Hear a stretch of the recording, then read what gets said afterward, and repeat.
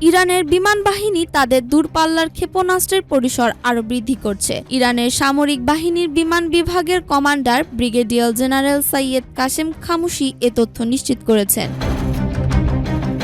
সাম্প্রতিক বছরগুলোতে প্রযুক্তিগত উৎকর্ষতার মাধ্যমে ইরানের বিমান বাহিনী অভূতপূর্ব উন্নতি করেছে। আগামী ১২০০ বর্ষের প্রথম মাসে তারা ১,০০০টিরও বেশি উন্নত প্রযুক্তির অংশ উন্মোচন করবে। এর মধ্যে অন্যতম হবে নতুন দূরপাল্লার ক্ষেপণাস্ত্র, যা আনুষ্ঠানিকভাবে প্রকাশ করা হবে শিগগিরই। এই উন্নয়ন প্রতিরক্ষা ক্ষমতা বহুগুণে বাড়াবে, আঞ্চলিক নিরাপত্তা ও ভূ-রাজনৈতিক সমীকরণে নতুন মাত্রা যোগ করতে পারে। বিশেষজ্ঞরা বলছেন, ইরানের এই পদক্ষেপ মধ্যপ্রাচ্যের নতুন সামরিক প্রতিযোগিতাকে উস্কে দিতে পারে। তবে প্রশ্ন উঠছে, এই সামরিক উন্নতি কি শুধু প্রতিরক্ষার জন্য, নাকি কোনো অন্য উদ্দেশ্য আছে?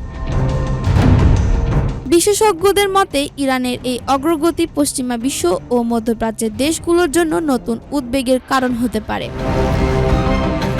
আরশিয়া আলম, আরসিটিভি।